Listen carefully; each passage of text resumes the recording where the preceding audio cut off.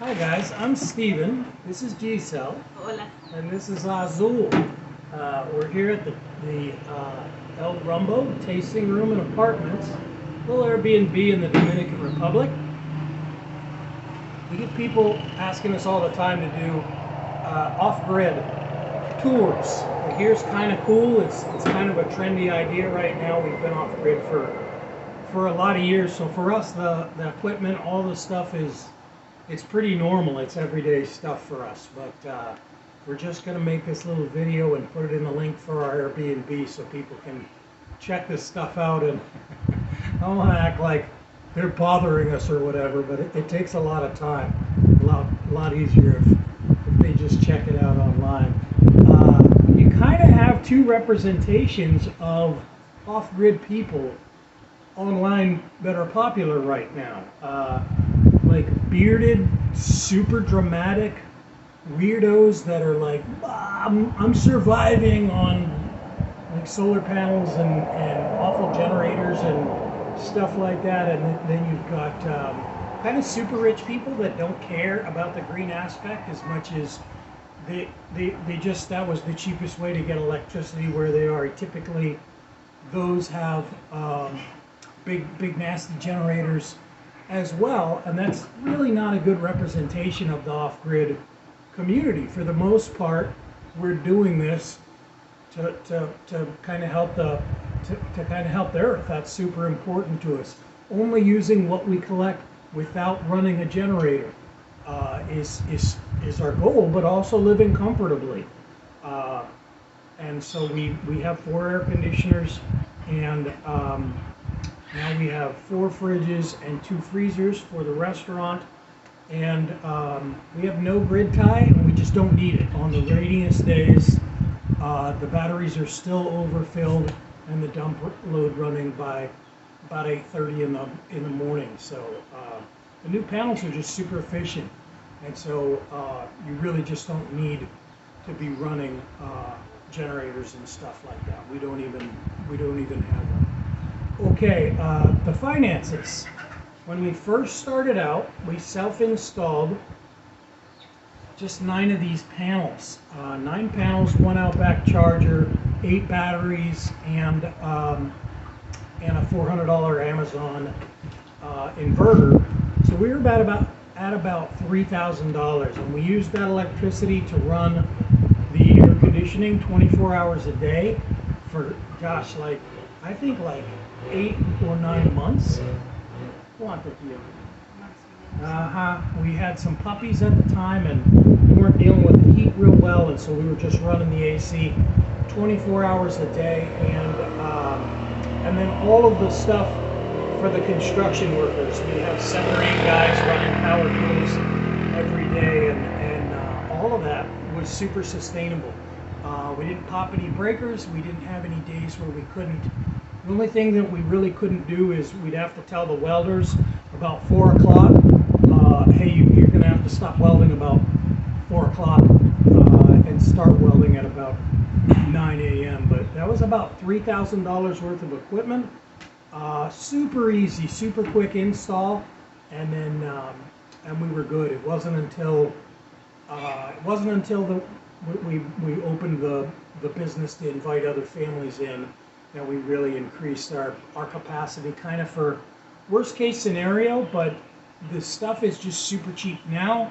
It's a guarantee it's going to rise every year, and so just covering all of the roof space you have with panels, it's just going to extend your roof life, and it's going to pay for itself, plain and simple. So let's check out some of the equipment, guys.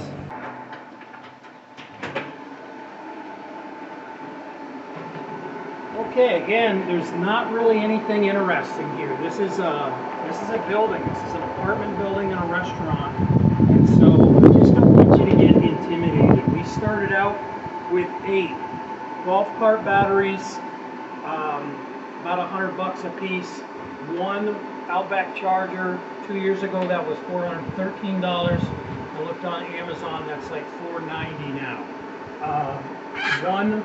110 watt, 5,000 watt, 110 volt, 5,000 watt inverter. That guy runs about 300 bucks on Amazon. I'm sure he's gone up a little bit as well. The 220 we didn't have. This is just an extra inverter that we ran across in case of some kind of emergency or just needing to maintain or something. We now have each of these banks is 8 batteries is one 48 volt battery. So we have essentially four 48 volt batteries, but we can run all the ACs 24 hours a day at the same time, and we don't turn anything off. We're not running around unplugging things or anything like that. This is a completely normal lifestyle. It's hands off. We don't come up here and look at the numbers. There's a dump load, a swimming pool, and a couple other things. The aeroponic cloner run off of the dump load, so about 8:30 in the morning when the batteries are at 52.9 volts, then that comes on, and then about 5:30 at night that cuts off. Normally we clean the pool about 4:40 in the afternoon. We're still in the pool at about 5:30 normally when that starts to cut off and cut back on for the night. It's all super basic, super easy stuff to self-install. The dealer that sold us the panels were 140 bucks a piece for 415 watts. Now those same panels are at 455 watts. Super cool how this stuff is just getting more efficient and more affordable. Told us, hey, you connect 8 batteries to run at 48 volts, connect 9 panels together to put them on one LVAC charger. This stuff is super basic, and there's just no need to run generators and stuff like that. Okay guys, next up are the solar panels. These guys are super cool. They were 140 bucks a piece. They've gone up a little bit, but they've also gone up in efficiency and capacity since then. A lot of people are kind of intimidated about this, but it's a lot simpler if you just consider if you put 9 solar panels in a row and then connect them, connecting the negative to the positive. Now when you're done, you only have 2 wires, a negative on one end and a positive on the other. Those 2 wires connect to the charger, 2 wires go down to the batteries. That's it. But you have to connect the inverter, the 2 wires to the inverter as well to actually produce the electricity. But it's just super simple. These same systems are being sold for 30,000 bucks when the equipment alone would be a couple $1,000 bucks to do at your house, and it's super reliable now. It's unbelievable. I've got an inverter on the boat that's been running for 4 years straight. We've just never had a reason to turn it off. This stuff is really super reliable now. This is our collection, our water collection. Collecting rainwater is super cool, but it's not the easiest process. You can imagine there's stuff, so we've got a little water treatment plant to kind of clean it up, but this is where we collect it off the panels. Collecting off the panels is obviously going to be the cleaner catch. We collect off of roofs and stuff as well, but we keep the panels pretty clean, and so we catch some pretty clean water off of them. These are the air conditioners. The only thing of note with the air conditioners is we condition a very small space, very modest space in the apartments. And then these are DC inverters. Super cool technology. It allows the compressor to shrink and grow. And so if you're cooling a very small space, your compressor is going to become a smaller compressor and use less energy. The difference between a regular air conditioner and one of these super high efficiency DC ones, it's about 100 bucks, about 500 bucks to buy low efficiency normal compressor. This guy's about 600 bucks. Super easy to self-install. You just have to poke a hole and run power to these guys. Okay guys, what a lot of people don't really address in off-grid living is water treatment. when you're catching free water, it's awesome. It feels great for sure, but that water's going to turn green in about 3 days time. So we built this pool for about $2,000. Only took us a couple of weeks, but it's not a showpiece. It doesn't have any ceramic. It doesn't have stairs. It doesn't have jets and things like that. It's got 2 ins and 1 out for the pump. It's super basic, but the filtration system is double the capacity. It's a 10,000 gallon pool with a 20,000 gallon sand filter. And so what we're doing is we're pumping from the cistern where all the water gets collected from the solar panels. Every day we pump up about 1,000 gallons of that, put it in here, test it, treat it a little bit, filter it a lot with the free energy, and then we pump it back down and do the same thing again tomorrow. If we don't do that, that water's it's not going to become unusable. If you treat it quickly, it's not going to cost much money. If you wait, it's going to cost you more money to treat the water than it would to just pay to have a truck come out and bring a truck of water. 1,300 gallons is 800 pesos, about 15, 16 bucks most likely. So you can imagine rainwater comes with a little bit of whatever the birds are doing up there, and then some leaves, and sometimes the water comes right out of the sky a little bit green. It isn't mold. It kind of doesn't make sense because only water should be going up and coming back down. I don't understand it, but once in a while a super heavy rain will just turn the pool a little bit green, but just needs a little bit of filtration and a little bit of algicide. Algicide's super cheap. Chlorine just got a little bit more expensive, but we try to use just absolute bare minimum on the chlorine. The pool is about a foot lower than the water line. The skimmer is about a foot lower than the top to allow us to pump that 1,000 gallons of water into the pool every day to treat it. Over here, you'll have to excuse us, the goats get over the fence and get into the boxes. That's the fogon, or smoker, or humador.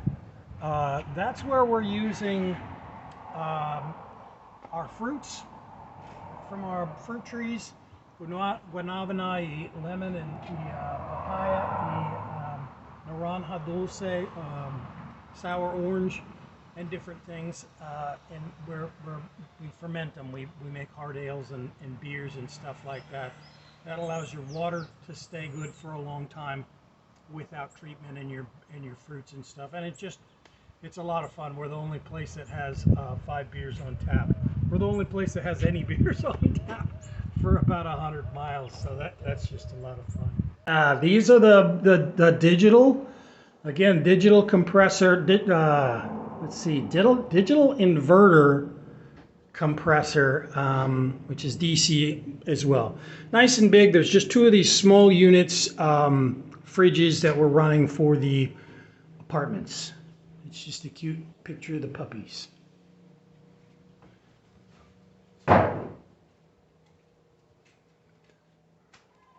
Okay guys, this is kind of the secret.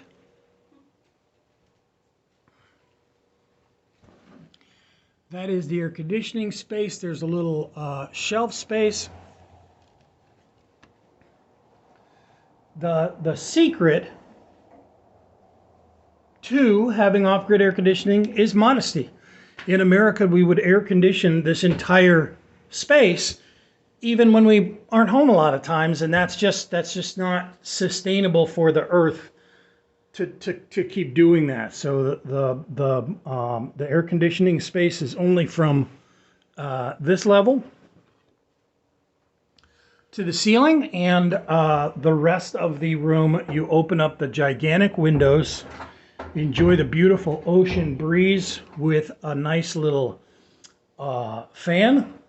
And it would just be an absolute shame if this was a completely air-conditioned space and you couldn't open up the windows and listen to the ocean crashing against the rocks and the beautiful breeze and all of the wildlife we've got running around here. So it's not even just a financial decision. If we were to have this entire space air conditioned, it'd kind of spoil the space. It'd take you away. This is a nature preserve, so we're really trying to get people to interact with and appreciate the amazing outdoors. This is just a little, it's a pool filter. This isn't doing any actual filtration. It's just, this is the tubes coming down from the roof. This guy's just catching a couple leaves. The Caribbean is a really nice climate, only really gets to 85 most of the time. It's not like Florida where it's super humid, super buggy or anything like that, but the chickens help out a whole bunch with the bugs. All the bugs land in the pool, and then whatever bugs don't land in the pool and die and get filtered out. The chickens all day long are just eating insects, and so they can kind of be a quality of life enhanced. Guys, this is our cute little kitchen. This is one of the great big Frigidaire, again, DC inverter. Inverter super important.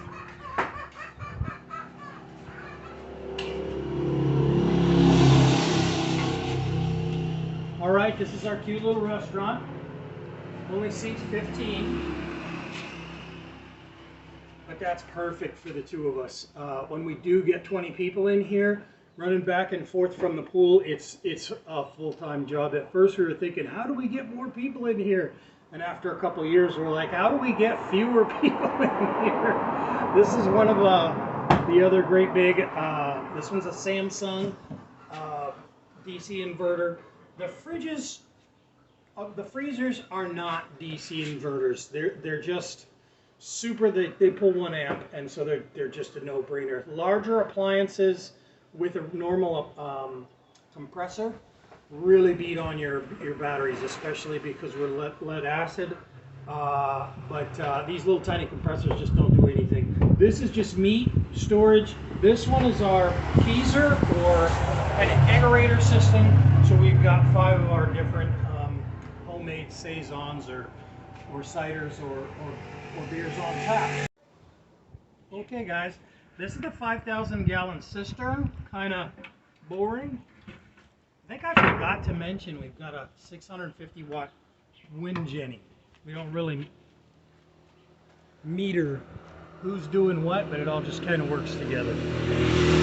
Another thing people kind of don't address when they switch over to off-grid is water pumps. Water pumps are super high users, and so these little tiny guys, it's a boat-style diaphragm pump.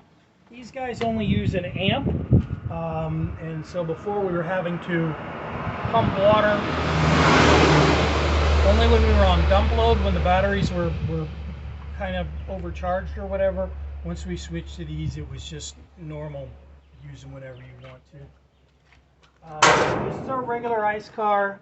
We feel super safe in when we go to the city. We've got a good capacity to bring back a whole bunch of groceries. For the most part, we try to use either the motorcycle or the death cart. Right now, the death cart is offline for new batteries, and we are switching over to disc brakes. Both of those should be here in the next couple of days. Super fun stuff. Guys, I think that's everything. I'm sure I've missed a whole bunch of stuff. If you have any questions, feel free to hit us up in the comments.